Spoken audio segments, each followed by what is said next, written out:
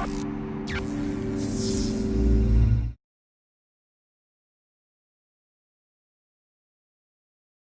I'm Kathy Jordan. I'm a faculty member at the University of Minnesota. And one of my areas of expertise is community engaged scholarship and working with faculty to help them make their best case for promotion and tenure as a community engaged scholar.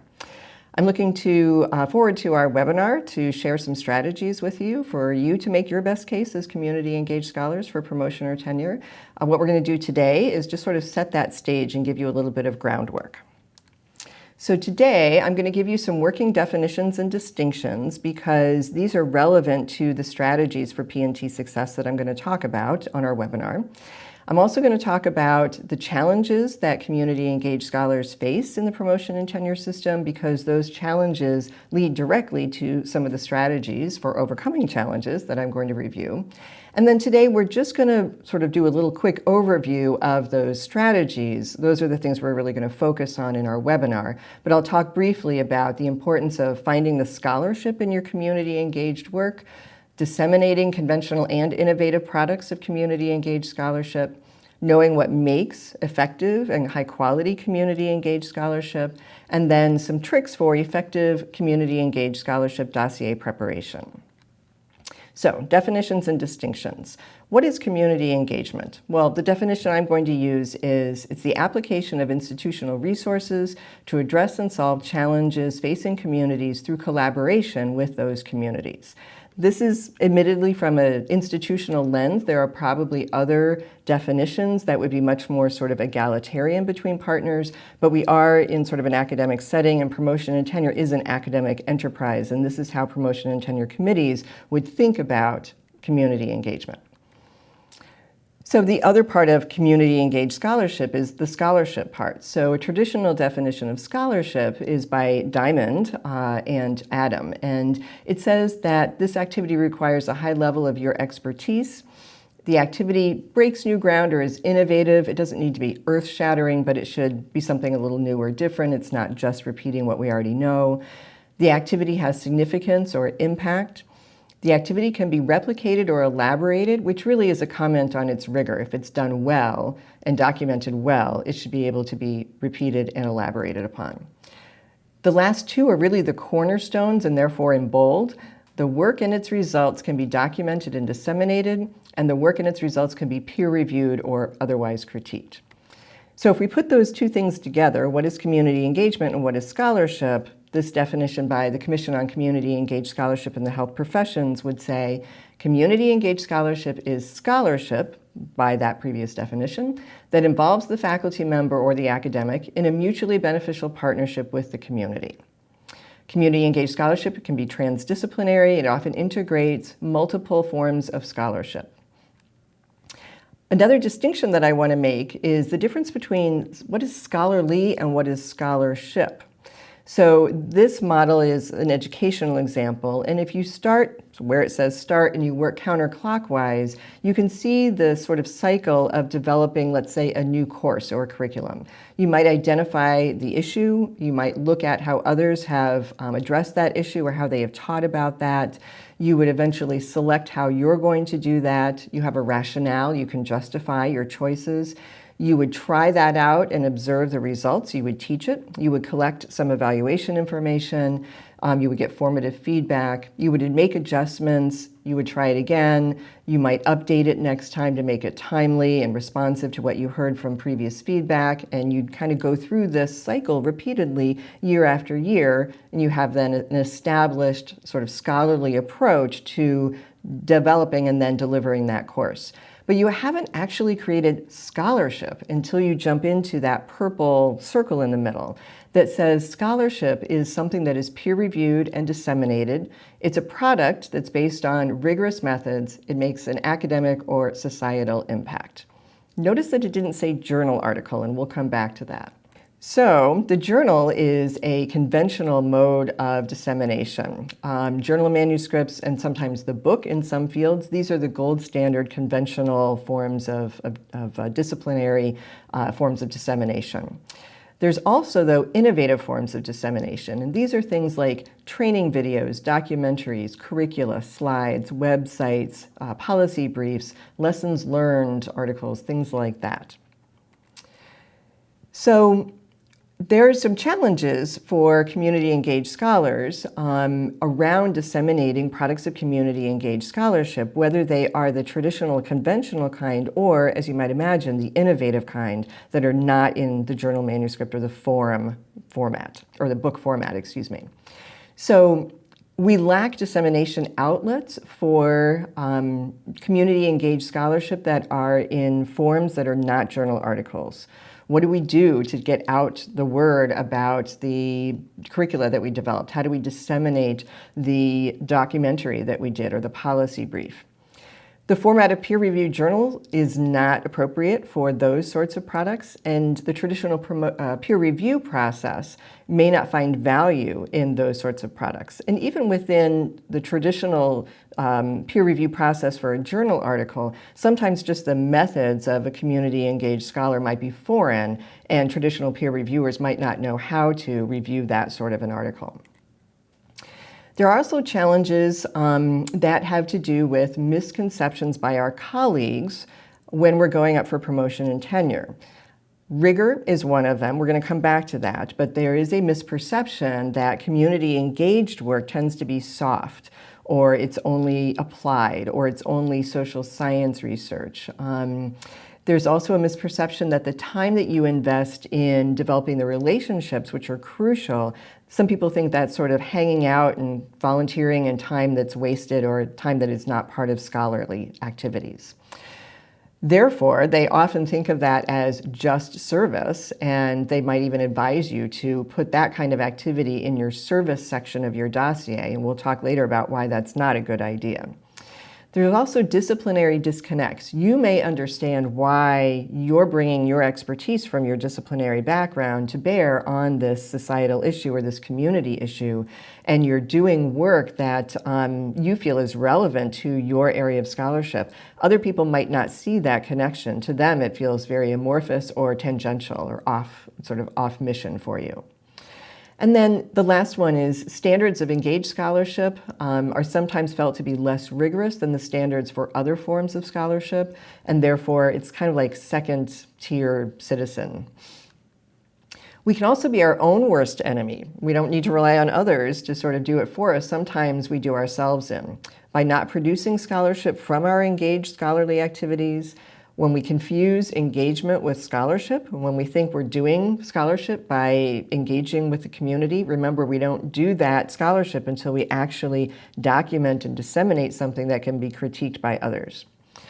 We also do ourselves a disservice when we don't integrate engagement into our research and our teaching, and we just think of it as an add-on. Certainly if we think of it as an add-on, then others who are evaluating us are likely to also think of it as an add-on, and it's something that can be easily sort of chopped off or we're just not going to consider it. And then thinking of engaged research or teaching as just service, again, if you do that, others are likely to as well, because they're kind of hearing that in your voice, for instance, in the essays that you write in your dossier. There are also challenges related to the traditions of the promotion and tenure system. One of them is how we have thought about impact. We think about impact in academia as focused on impact on our knowledge base. How have we grown the field? We tend not to think about it in terms of societal or community impact, and that's really critical. That's a critical form of impact for community-engaged scholars. Another challenge is related to how we have defined scholarship and peer review. Traditionally, we think about scholarship as, well, sometimes just research only, but certainly we have thought about scholarly products or products of scholarship as being that book or that journal manuscript. And we have thought about peer review or critique as the traditional system that's involved in submitting an article or a book for peer review. And we think of peer reviewers as our academic peers.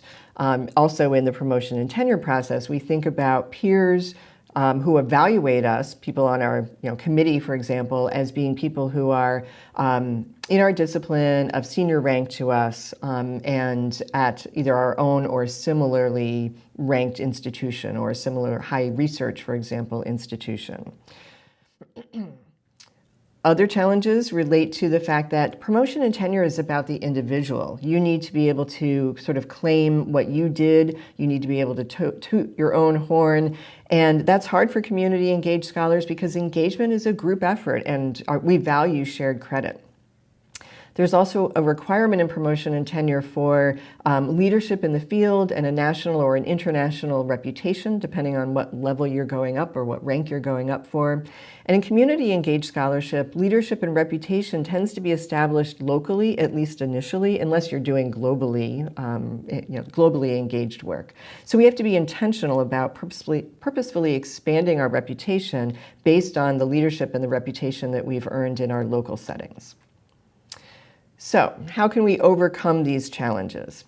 Well, the first one is we really need to know the institutional context. You need to pay attention from the get-go. Before you're even hired in an academic job, you need to know what kind of an institution is this and how are they going to value the work that I do? Is this a high research institution?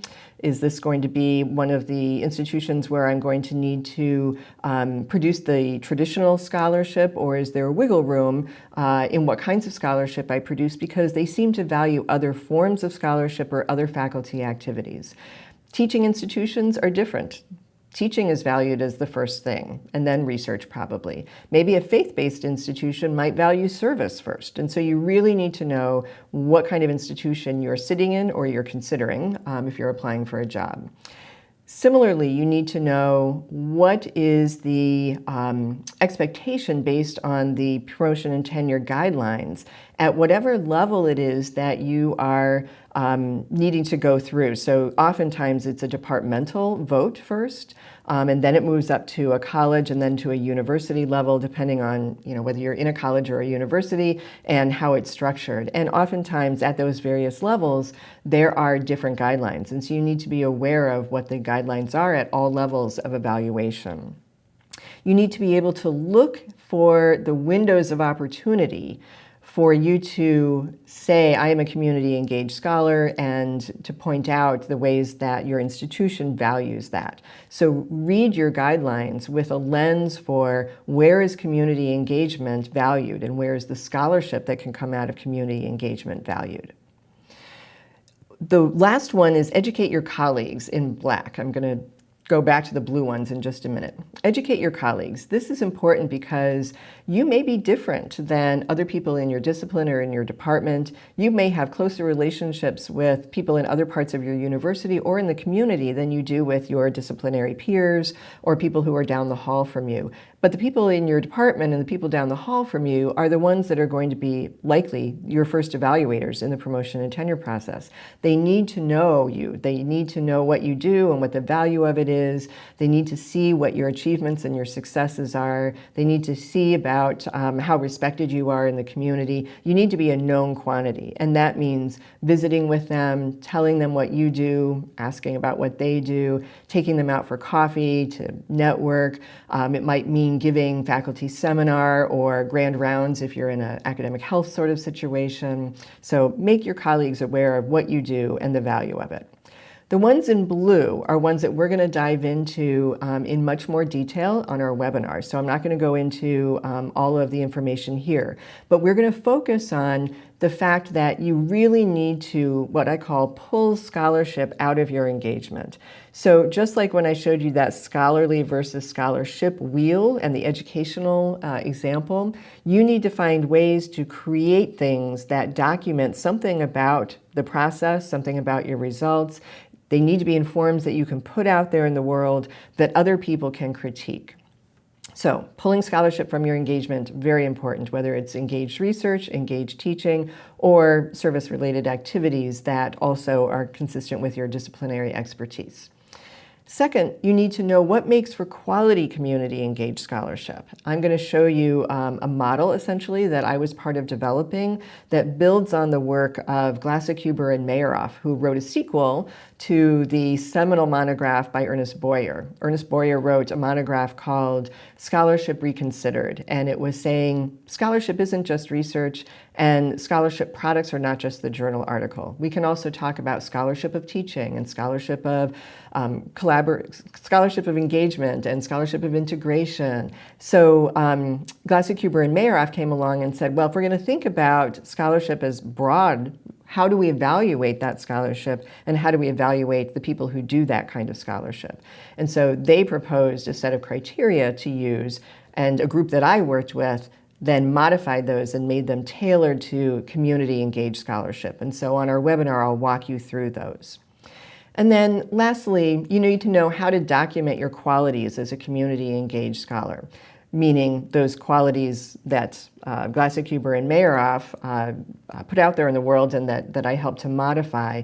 But you also need to be able to tell your story effectively.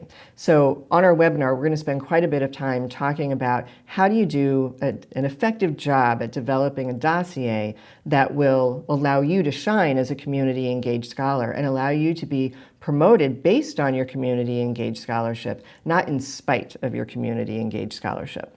So I'm looking forward to our webinar, and we will dive more deeply into these 3 areas that are in blue. Thank you.